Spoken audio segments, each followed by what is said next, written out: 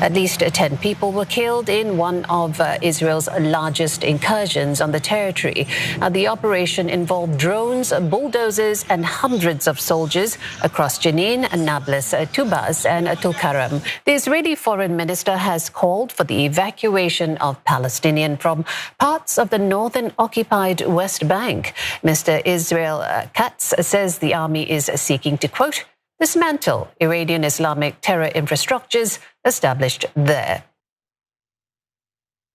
Israel's war on Palestinians has unfortunately now expanded to the West Bank, where hundreds of Israeli soldiers carried out a large-scale military raid in the territory, killing at least 10 Palestinians, and that's according to the Palestinian Red Crescent Society.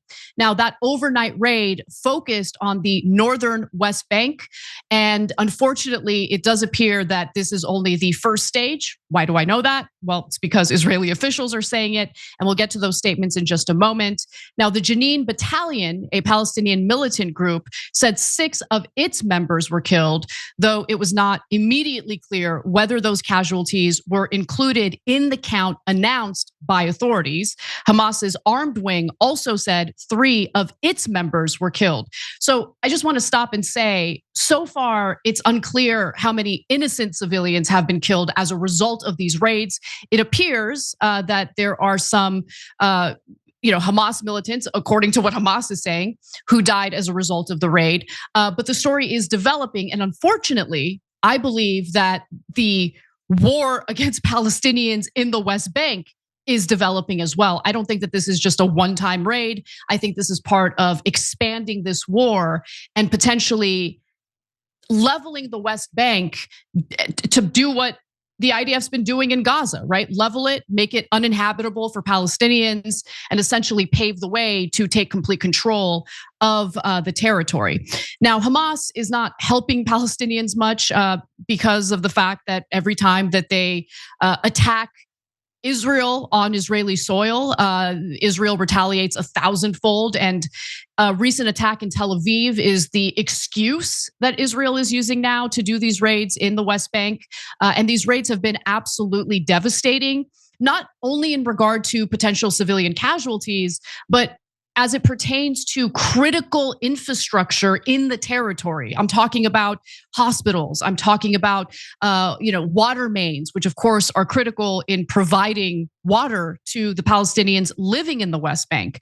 Hey, don't scroll away. Come back. Because before the video continues, we just want to urge you to lend your support to TYT. You power our honest reporting. You do it at tyt.com/team, and we love you for it. Hamas, by the way, did claim responsibility for an attempted bombing attack in Tel Aviv this month, saying it will carry out similar operations for as long as the war in Gaza continues.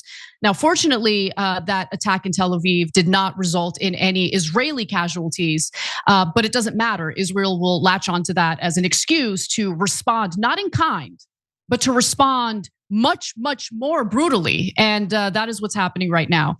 Israel also stands by as Israeli settlers, by the way, terrorize Palestinians living in the West Bank. This isn't new. This has been an ongoing issue. And unfortunately, that issue has gotten much worse throughout this war, which began on October 7th, of course. Last year, 1,500 Palestinians were forced out of their homes by Israeli settlers. And that's according to PBS NewsHour. They also have a detailed report out that you should watch, but here's a snippet to help you visualize the kind of terror that innocent Palestinian civilians in the West Bank are dealing with. As the world watches the war in Gaza, extremist settlers have taken advantage of the distraction. Armed mobs have descended on ancient olive groves on multiple occasions, burning them to the ground, accelerating their harassment of Palestinian villagers and violent land seizures, shooting Palestinians who stand in their way. Last week, a Palestinian man was shot dead after a group of armed settlers stormed the village of Jeet, setting homes aflame.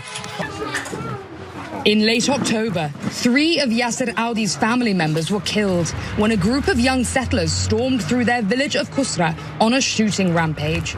The next day, as they drove to the graveyard to bury them, Their car was surrounded by armed settlers. 15-year-old Yasser's father and brother were executed in front of him.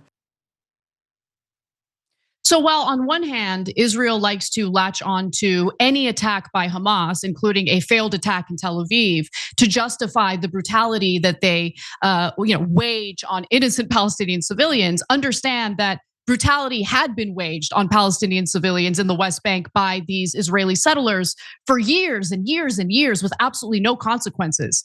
And so again, just to reiterate, just last year alone, 1,500 Palestinians driven out of their homes, out of their land in the West Bank, with the IDF standing by and allowing it to happen. So Israel's actions are obviously immoral, illegal, but it doesn't really seem to matter to them, even though these actions are also radicalizing more and more people.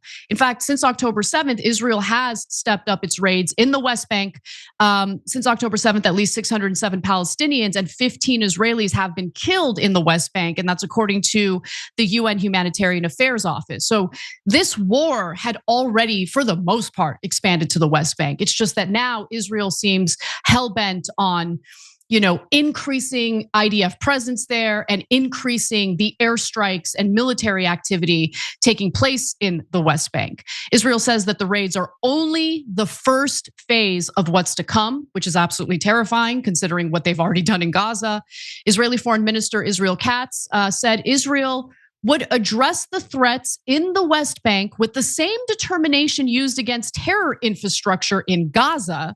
He said that included temporary evacuation of Palestinian residents and any necessary measures. So he says they're going to go after terror infrastructure. Okay, great. So hospitals, is that what they're talking about? Let's watch. Troops surrounding a main hospital in Jenin, videos showing bulldozers tearing through streets, water gushing down a road after the destruction of a main water line. So essentially destroying essential infrastructure, blocking, paths to the hospitals. That is what they're referring to when they talk about terror infrastructure. So think about what that means. Think about what it means to block access to hospitals as the IDF is carrying out these military raids and these airstrikes.